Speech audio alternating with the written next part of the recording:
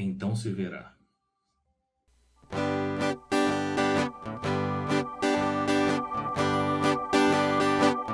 Então se verá o Filho do Homem vindo sobre as nuvens com poder e glória. Então se verá o Filho do Homem vindo sobre as nuvens com poder e glória. Porque assim como o relâmpago que sai do Oriente se mostra no Ocidente, assim há de ser a vinda do Filho do Homem. Porque assim como o relâmpago que sai do Oriente se mostra no Ocidente, assim há de ser a vinda do Filho do Homem. Então se verá o Filho do Homem vindo sobre as nuvens com poder e glória. Então se verá o Filho do Homem vindo sobre as nuvens com poder e glória. Porque assim como o relâmpago que sai do Oriente se mostra no Ocidente, assim há de ser a vinda do Filho do Homem. Porque assim como o relâmpago que sai do Oriente se mostra no Ocidente, assim há de ser a vinda do Filho do Homem. Assim há de ser a vinda do Filho do Homem.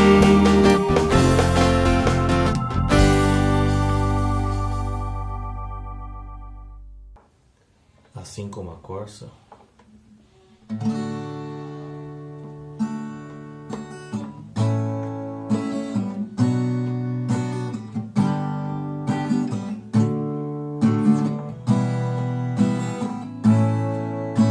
assim como a corça anseia por águas, como terra seca precisa da chuva, meu coração tem sede de ti, Rei meu e Deus meu. Assim como a corça anseia por águas, como terra seca precisa da chuva, meu coração tem sede de ti, Rei meu e Deus meu. Faz chover, Senhor Jesus, derrama a chuva neste lugar. Encontra o rio, Senhor Jesus, que inundar o meu coração. Assim como a corça anseia por águas, como terra seca precisa da chuva, meu coração tem sede de ti, Rei meu e Deus meu. Faz chover, Senhor Jesus, derrama a chuva neste lugar.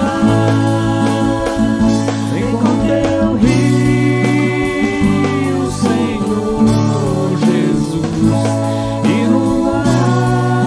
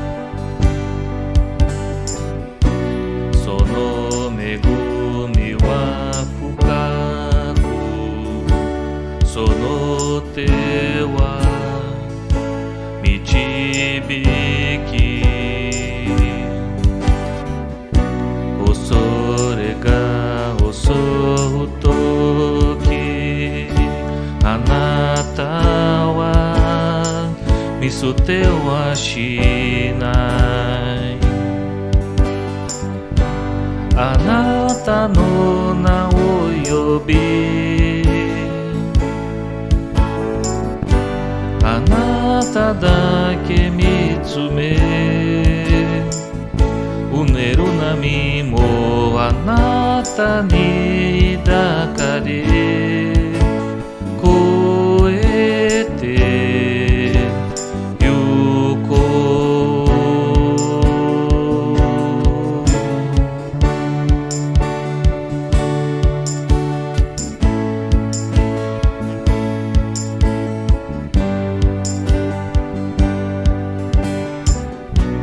Shinai ninguém kai no nai bashoe Seirei o te ohite Surete te kudasai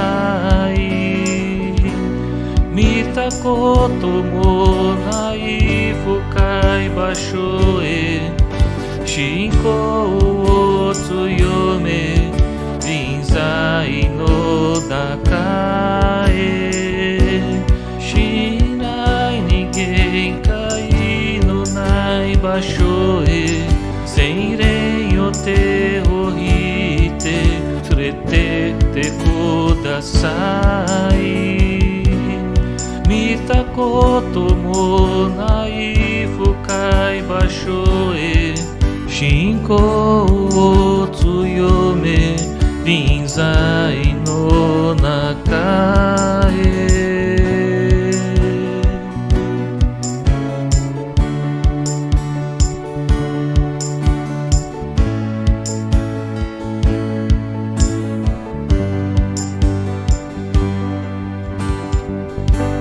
Anata no nayobi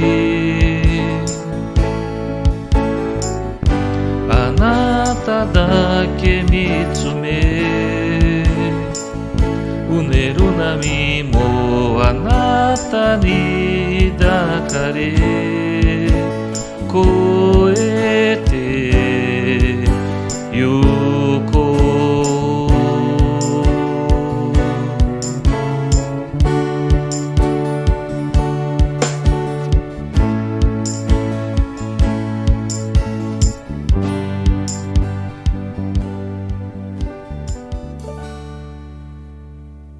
Obrigado pelo grupo de louvor.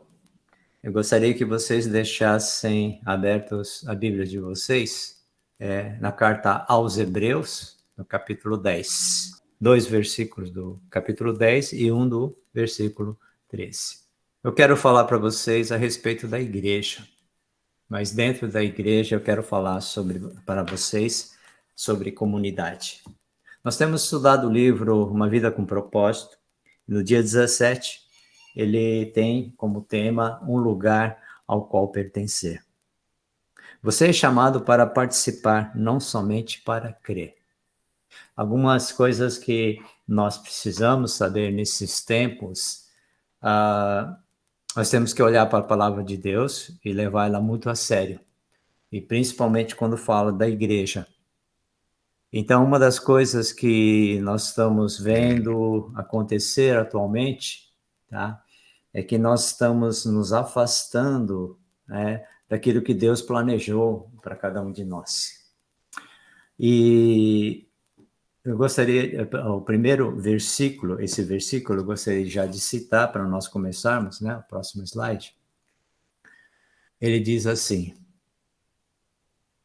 versículo 25, o primeiro versículo e consideremos uns aos outros para nos incentivar ao amor e às boas obras.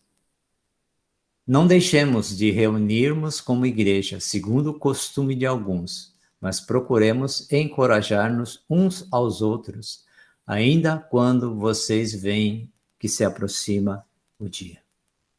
Queria falar para vocês uma coisa que eu falei na outra mensagem, que não existe pessoa sem família, não existe cristão sem igreja. Nós colocamos que a família vem antes da igreja, e que na nossa identidade também, como filhos de Deus, e como igreja também, começa com a nossa família. Se nós não sabemos tratar a nossa família, se nós não sabemos nos relacionar com nossa própria família, esposa, filhos, meus parentes, né? Se nós não soubermos fazer isso, porque esse é a maneira como Deus tem nos ensinado a viver também, quando nos reunimos em uma comunidade, mesmo que seja uma comunidade local, tá? Nós teremos dificuldade em olhar, ouvir o nosso marido, nossa esposa, ouvirmos os nossos líderes. Eu quero falar sobre igreja e nós precisamos estudar sobre a palavra eclesia. Antes disso, eu preciso dar uma explicação para assim, como é que essa igreja ela acontece no Novo Testamento. A Bíblia Sagrada, tá? Toda pessoa está vinculada a Jesus Cristo, está vinculada a uma igreja. Toda pessoa que está conectada a Jesus Cristo, ela tem que estar conectada com uma igreja. Então, em 1 Coríntios 12, versículos 12 e 13, lá você vai encontrar Paulo dizendo o seguinte: todos nós estamos em Jesus Cristo, que reconhecemos a autoridade de Jesus sobre as nossas vidas, que nos submetemos à autoridade de Jesus, nós recebemos o Espírito Santo. E o Espírito Santo foi ligado ao nosso espírito, e o Espírito de Deus foi unido ao nosso espírito. Quando isso acontece, é interessante que quando nós fomos batizados com o Espírito Santo que foi derramado para dentro de nós, mas nós também fomos batizados no Espírito Santo, isto é, nós fomos derramados para dentro do Espírito Santo. E essa é uma linguagem possível, descrevendo a nossa relação íntima do nosso espírito com o Espírito Santo de Deus. E o apóstolo Paulo ainda diz o seguinte, que quando isso acontece, que quando o Espírito Santo de Deus é derramado dentro de nós, que quando nós fomos jogados para dentro do Espírito Santo e fomos batizados no Espírito Santo automaticamente, formamos um corpo, o corpo vivo de Cristo, o corpo místico de Cristo. É isso que nós falamos do corpo místico de Cristo, o corpo universal, tá? Então, os teólogos chamam isso aí de igreja universal. Vamos entender um pouquinho esses termos, né? Porque parece que fica confuso se nós não dermos um entendimento correto sobre isso. E isso é tão importante, gente, é tão sério, que deixamos muitas vezes, né? Nós estamos fazendo do nosso jeito, mas não do jeito da Bíblia, não como a Bíblia ensina a respeito da igreja. E como isso é sério.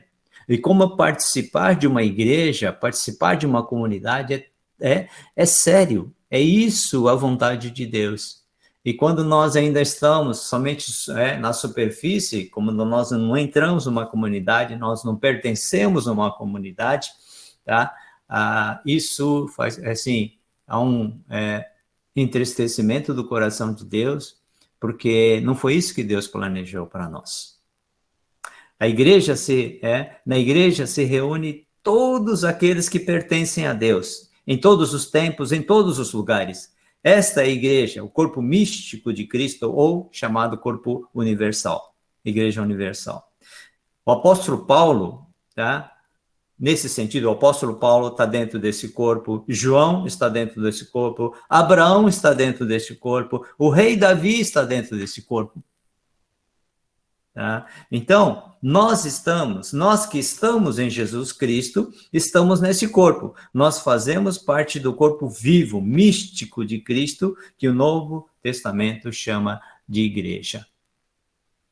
É isso que o Espírito Santo faz. Coloca você dentro do corpo. Tá? Coloca dentro da igreja.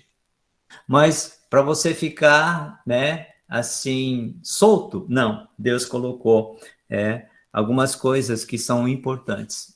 A palavra, nesse slide, a palavra eclesia, que é traduzida como igreja, aparece 114 vezes no Novo Testamento.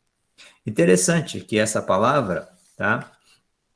A palavra igreja é uma palavra grega, tá?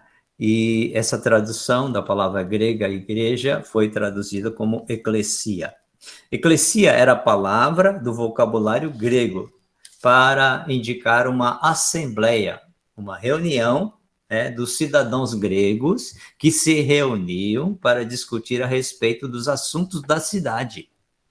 É isso que essa palavra eclesia era usada.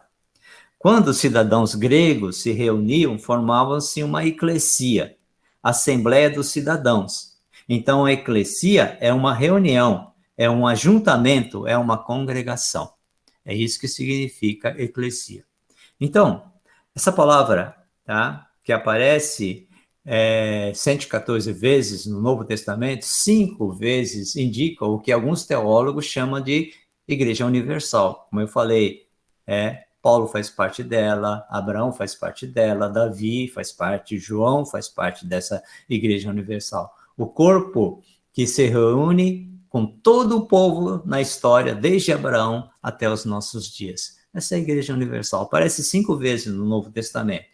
95 vezes fazem referência à igreja local, que está em Corinto, na casa de Áquila, na casa de Priscila, por exemplo. Tá? 95 vezes. E outras 9 vezes em Efésios, que pode se referir aos 2 sentidos, tanto universal quanto local. E outras 5 vezes sem qualquer sentido religioso. No próximo slide.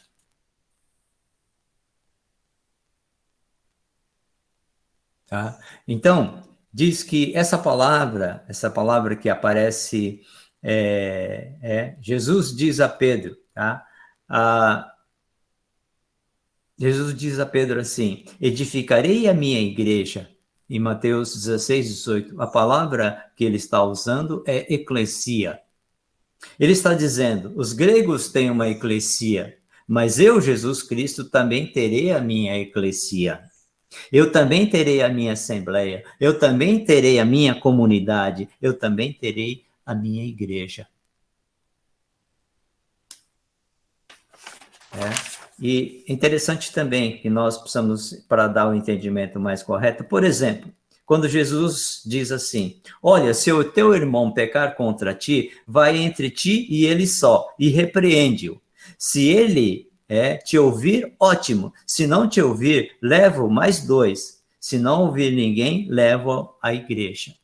É evidente que Jesus não está falando para a gente se reunir, o corpo universal, de toda a história, de todos os tempos, de todos os lugares, tá? E falar, olha, irmão, aqui está, que está me devendo. Não é isso que Jesus está falando, tá? Jesus está falando da comunidade local, tá? Então, isso significa que as referências do Novo Testamento à igreja são quase totalmente no sentido de uma comunidade cristã localizada no tempo e no espaço, a comunhão histórica de cristãos de determinada região. Isso faz sentido, pois esse nosso exercício de viver em comunidade se constitui não apenas em um dos maiores desafios para todas as gerações de cristãos, como também e principalmente indica a essência do propósito de Deus revelado em Jesus Cristo. Então, no próximo slide, vamos falar a igreja, a comunidade dos cristãos. Vamos falar dessa igreja que aparece 95 vezes, do corpo local, da igreja local, que aparece 95 vezes das 114 no Novo Testamento. A igreja significa o corpo vivo e místico de Cristo, mas também significa a comunidade dos cristãos.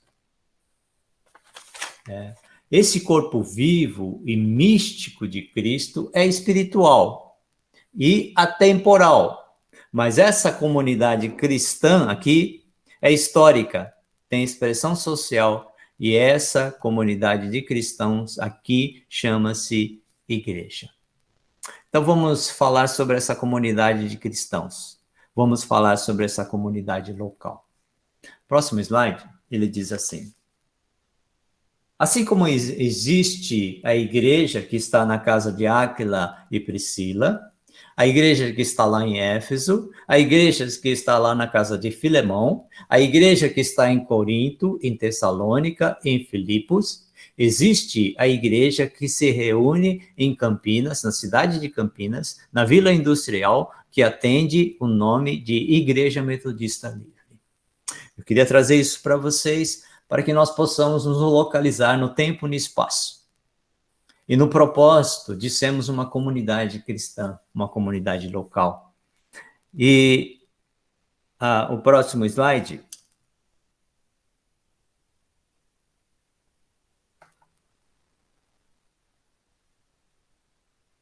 Tá? No Novo Testamento, a palavra grega igreja significa comunidade de cristãos. Sim, significa o corpo vivo e místico de Cristo, mas significa a comunidade dos cristãos. Esse corpo espiritual, místico, vivo, do Cristo ressurreto, ele é um organismo espiritual e somente Deus o conhece. Tá? Eu não sei se você faz parte do corpo vivo de Cristo. Se você você não sabe se eu faço parte, eu posso deduzir a seu respeito e você pode deduzir ao meu respeito, mas só Deus sabe quem faz parte do corpo vivo de Cristo. Eu vou explicar um pouquinho mais para frente o que é isso. Tá? Então, nós vamos... o próximo slide. Então, uma outra coisa que falamos também, que temos que explicar, é sobre a instituição religiosa. O que é essa comunidade cristã? O que é a instituição religiosa? Tá? Então, vamos explicar um pouco sobre isso também, que dá muita confusão. Por exemplo, uma coisa é a instituição religiosa, que também atende pelo nome de Igreja Metodista Livre em Campinas, que tem CNPJ, é uma personalidade jurídica, tem estatuto, tem uma diretoria que a representa e tem uma responsabilidade civil. Próximo slide. Mas a comunidade cristã é muito maior que a instituição que a representa, ou a ela presta serviços e que dá a ela um formato aceitável, de acordo com as regras e as leis do nosso país. Deus tem muitos a quem a igreja não tem, e a igreja tem muitos a quem Deus não tem. Isso eu estou falando para nós compararmos a comunidade dos cristãos e a instituição. Se a gente comparar o rol de membros da igreja com o livro da vida, não são coisas iguais, não bate. Você vai se surpreender, não bate muitas vezes, tá? Então, vamos ver no próximo slide.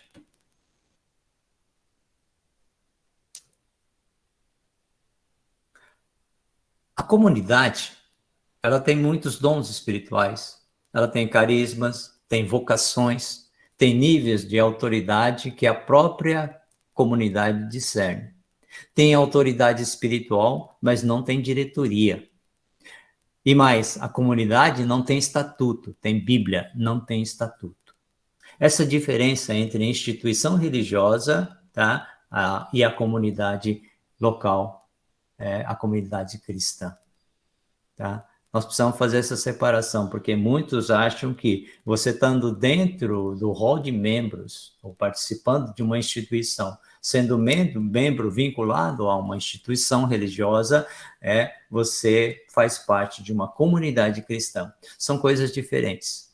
Tá? A instituição religiosa é uma necessidade. Tá? A igreja tem que ter tradição. A igreja tem que ter história.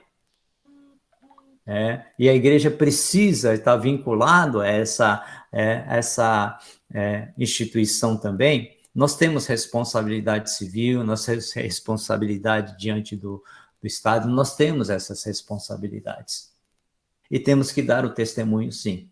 Mas não confundam a comunidade cristã com a instituição.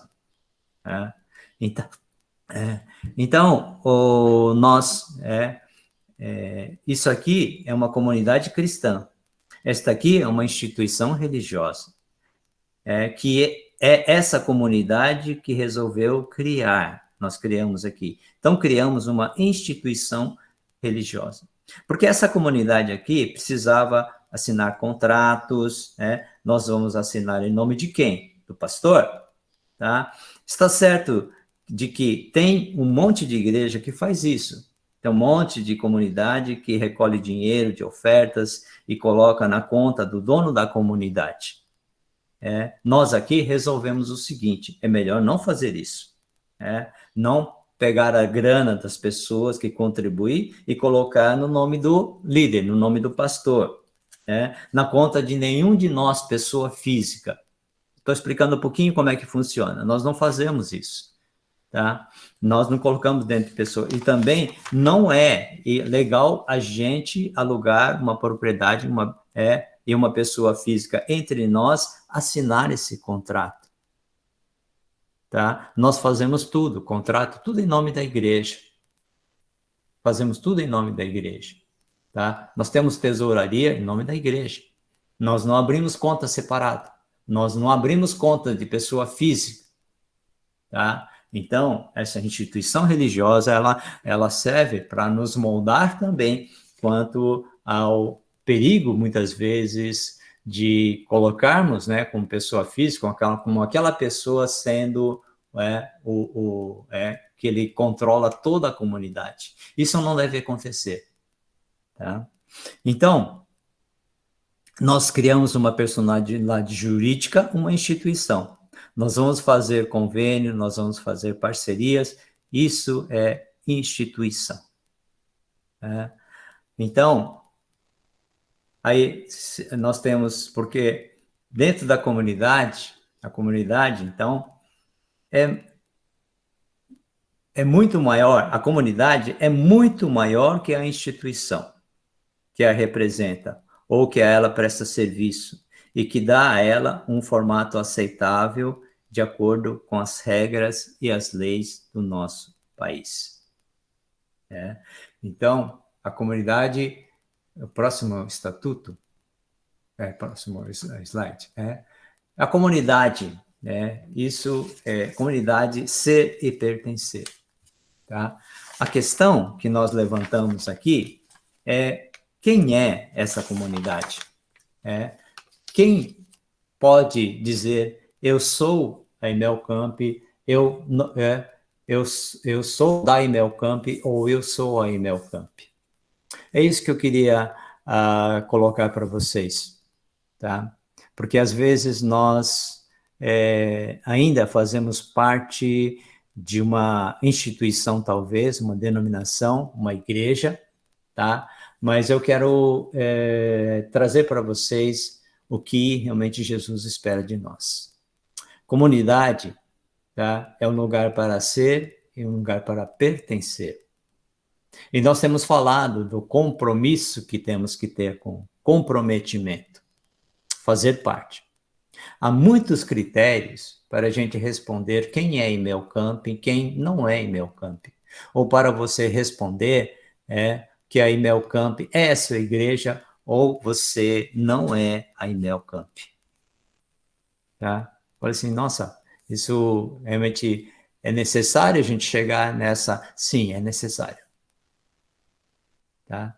Então, algumas coisas que nós precisamos entender da palavra de Deus, que ela é fundamental para nós, e na Bíblia, na Bíblia, no Novo Testamento, na carta aos Hebreus, tá? Na carta aos Hebreus, nós vamos escolher 3 critérios para dizer para você se você faz parte da Imelcamp, se você faz parte da comunidade cristã ou não.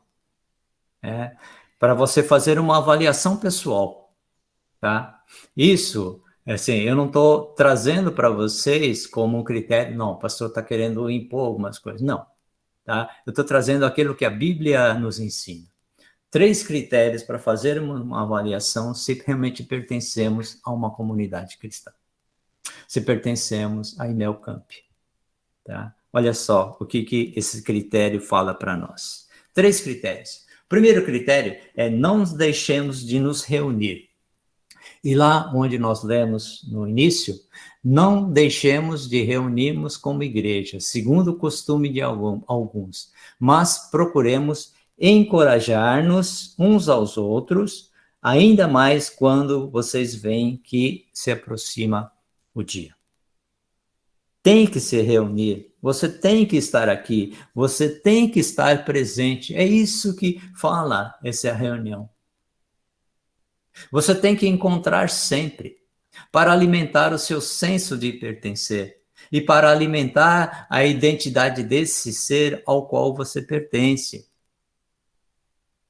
É isso que a palavra de Deus nos recomenda, estarmos presentes, nos reunirmos. Tá? Reunir não é só vir ao domingo, não é somente participar dos grupos pequenos, ou vir domingo, ou participar do culto aos domingos somente. Não é somente isso.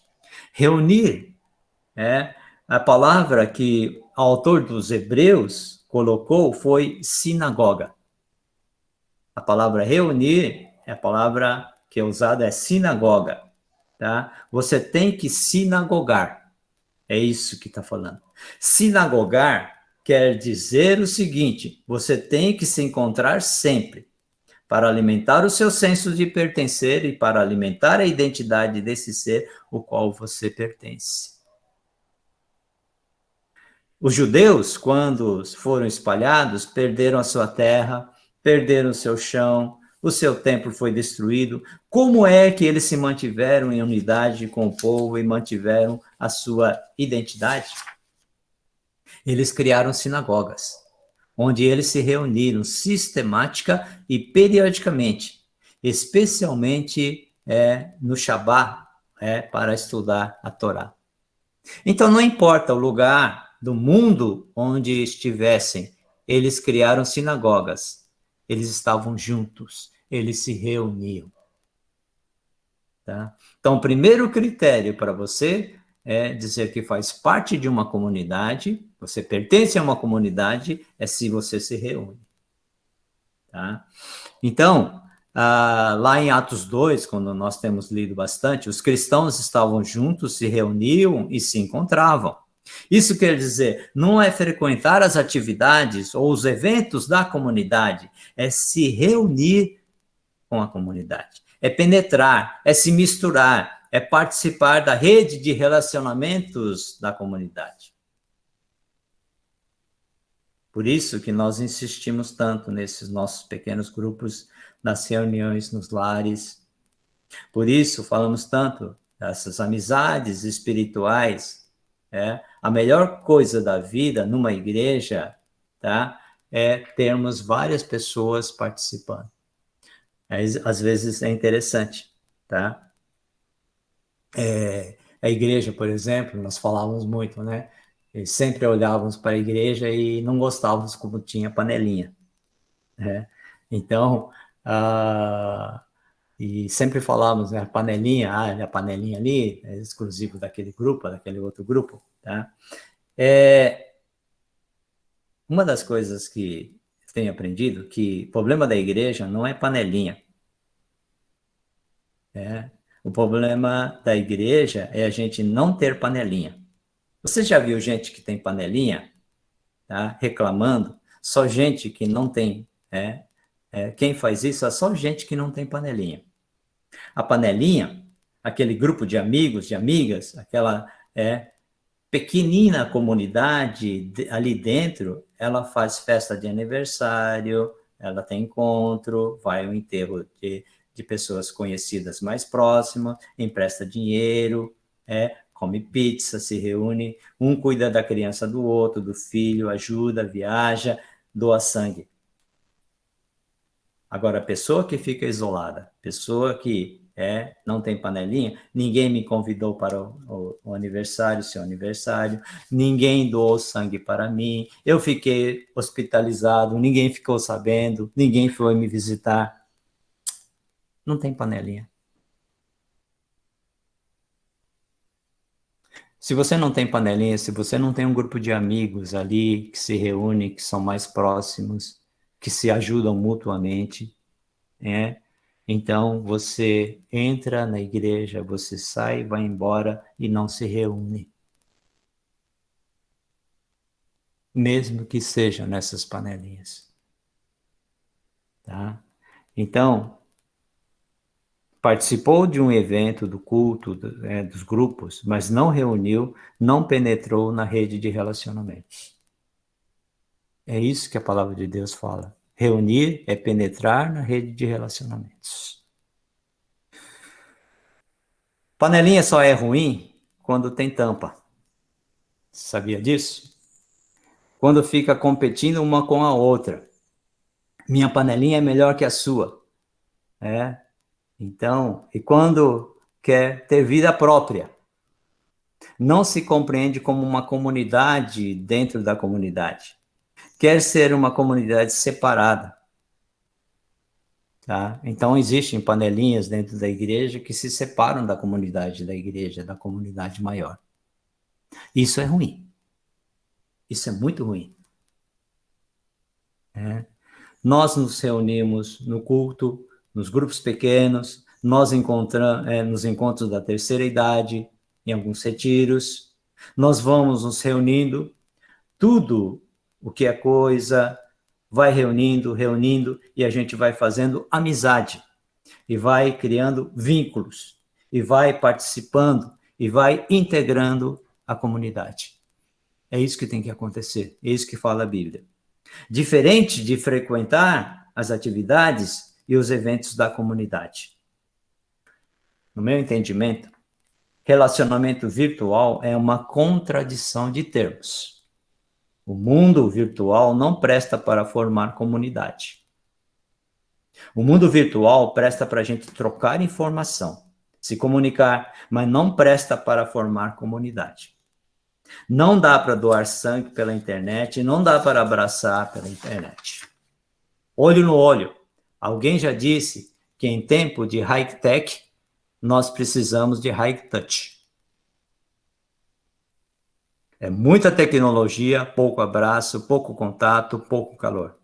Nós acreditamos que Deus usa o mundo virtual, tanto acreditamos que a nossa celebração é transmitida online pela internet, ao vivo. Nós estamos presentes nas redes sociais, nós nos falamos no Facebook, no WhatsApp da vida. Nós interagimos, nós espalhamos informação, nós nos edificamos, nós nos abençoamos mutuamente. Mas para ser comunidade, tem que estar presente. Não é virtual, tem que estar presente.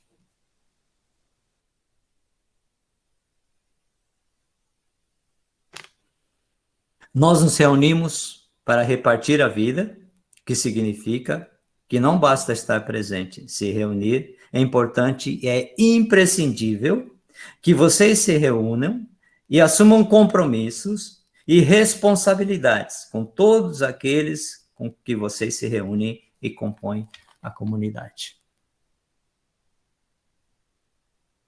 O segundo critério que nós encontramos na carta aos Hebreus nós vemos que no versículo 24 de Hebreus capítulo 10, consideremos uns aos outros para nos incentivarmos ao amor e às boas obras. Consideremos-nos uns aos outros para nos estimular ao amor e à prática das boas obras. Considerarmos uns aos outros significa literalmente você pegar uma lupa e colocar em cima da pessoa e olhar atentamente. Você está triste? Você está abatida? Você está feliz? Você está eufórico? Ansioso? O que está acontecendo na sua vida? Reparta a sua alegria comigo. O que está acontecendo na sua vida? Reparta a sua dor o seu peso comigo. O que é que você precisa que eu possa abençoar você?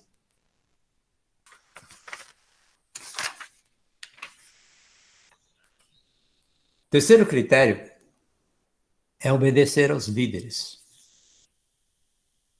Talvez partindo de mim, talvez tenha, sim, algumas dificuldades, né? E olha só o que a palavra de Deus fala sobre isso, e isso é muito importante, tanto para o pastor como para toda a igreja. Obedeçam seus líderes e submetam-se à autoridade deles.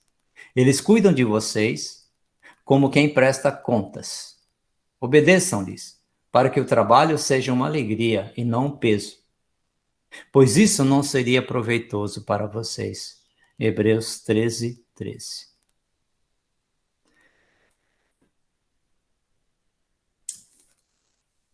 Em Atos 20, por exemplo, você vai encontrar o apóstolo Paulo dizendo, a autoridade espiritual que está em Éfeso, dizendo assim: cuidem de vocês e do rebanho sobre o qual Deus constituiu vocês, bispos, para pastorearem a igreja de Deus. Isso é muito interessante, Atos 20, 28 fala isso. E uma das coisas que eu tenho, quando eu li esse aqui, mas eu já sabia disso, mas nunca prestei atenção nessa profundidade que tem sobre isso. Obedeçam aos líderes.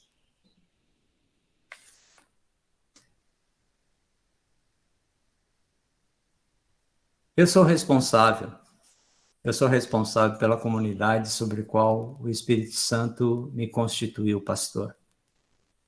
E essa comunidade em Campinas, que atende pelo nome de Igreja Metodista Livre em Campinas. Próximo slide.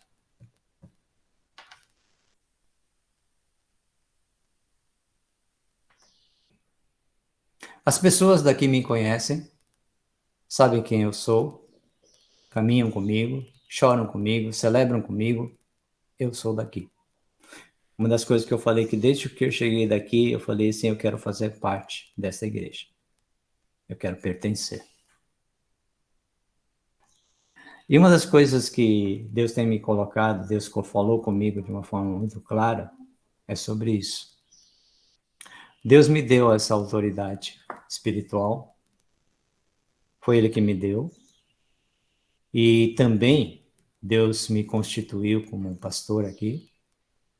E quando perguntam para mim, de onde você faz parte?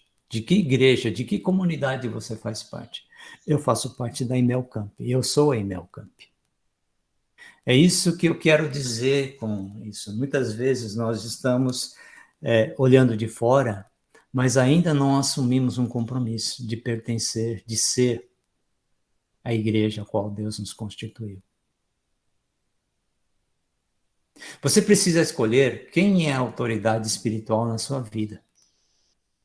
Qual é a palavra que você ouve como critério? E não é uma pessoa, não, é uma comunidade. A Imel Camp ou não é a Imel Camp. Nós,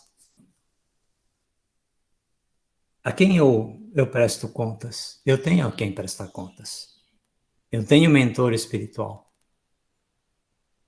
Todos nós, líderes, também pastores, temos a quem prestar contas.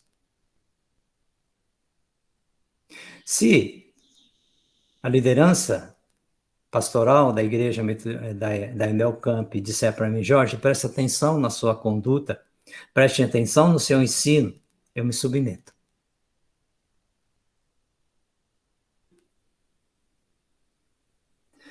E olha só o que está acontecendo dentro das nossas igrejas também. Quem é autoridade espiritual na sua vida? Faça essa pergunta. Faça essa pergunta para você. Então, nós temos como terceiro critério obedecer aos líderes, obedeçam aos líderes. Nós, os líderes, principalmente assim, o pastor, ele vai prestar conta com Deus. Nós, os líderes, também vamos prestar conta com Deus. Mas a recomendação é que nós possamos estar nos relacionando de tal forma que o trabalho dos líderes também não se torne um peso. E muitas vezes nós temos, isso é uma coisa que nós temos que tomar muito claro. Não é que o pastor, ele tem a palavra final, não é o pastor que decide tudo, é o pastor que... Não. Eu tenho uma autoridade espiritual que foi dada por Deus, por mim. Cada um de vocês também. Mas cabe a nós obedecermos às autoridades. Eu tenho autoridade acima de mim. Eu tenho a quem prestar contas. E quando você não tem a quem prestar contas, tome cuidado. Tome cuidado.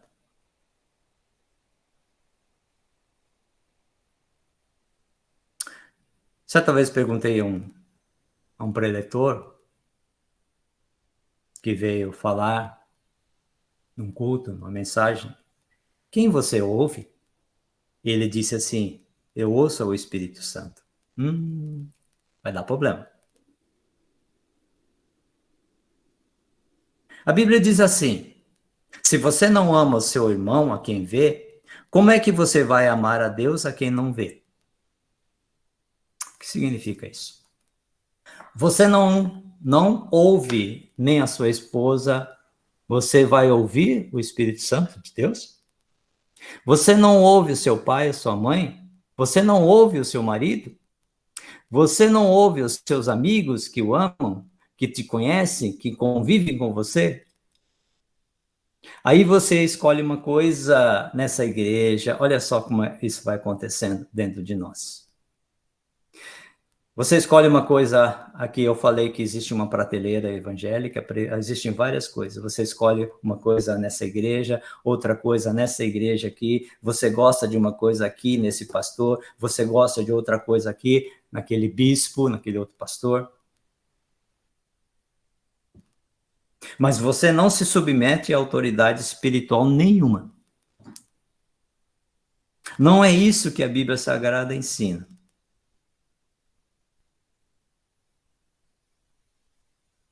No próximo slide. Você pode ouvir quem você quiser. Mas você precisa escolher quem é a autoridade espiritual na sua vida. Qual é a palavra que você ouve como critério? Não é uma pessoa, é a comunidade. É Emael Camp ou não é a Emael Camp? Por isso, eu quero crer que hoje nós conseguimos aqui, pela graça de Deus, pelo menos duas coisas. Primeiro, esclarecer para você o que é fazer parte do corpo de Cristo, o que é ser membro de uma igreja metodista livre, o que é fazer parte de uma comunidade cristã.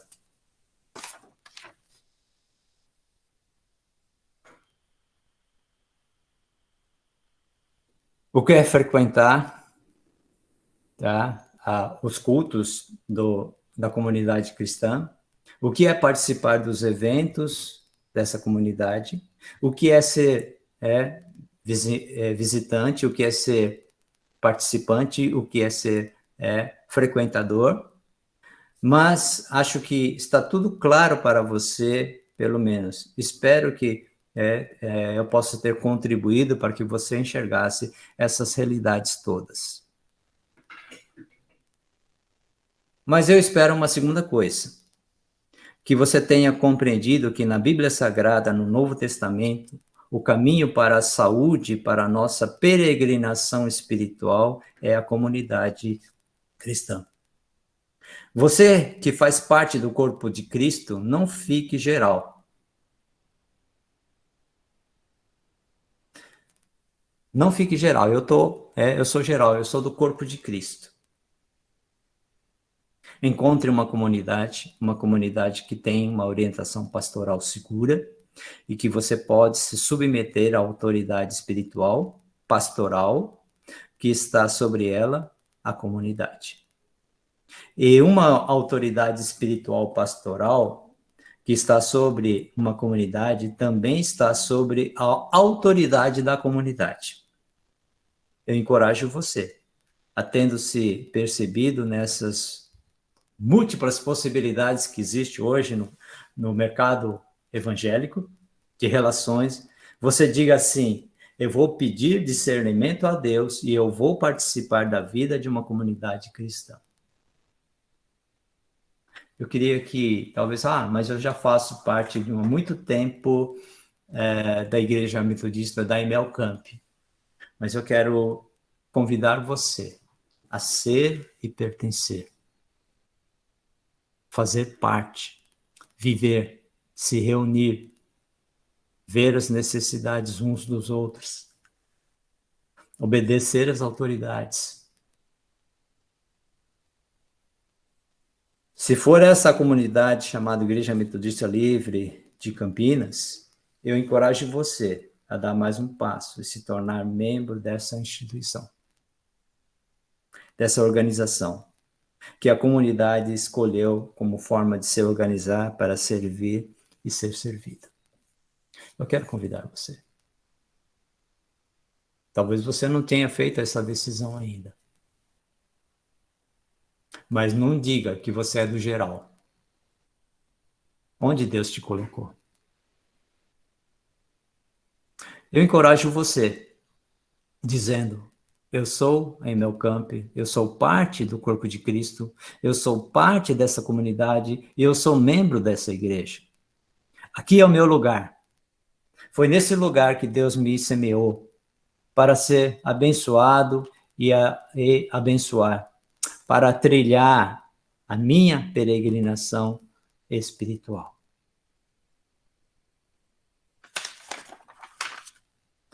Que Deus te abençoe, te dê discernimento e te ajude a tomar decisões para o seu próprio bem, na sua peregrinação espiritual. Cristo sim, igreja sim, pois é na comunidade dos cristãos que o sonho de Deus se torna visível. Que Deus abençoe. Mas essa é a palavra que esclarece, pelo menos esclarece para mim, esclarece claramente, tá? Que nós devemos, foi isso que Cristo fez por nós, participar, pertencer, se comprometer com uma comunidade local. Se é Imel Camp ou não é Imel Camp, mas que você tenha isso claro na sua vida. Que Deus te abençoe, e te dê discernimento e te ajude a tomar decisões para o seu próprio bem, na sua peregrinação espiritual. E que seja assim. Amém?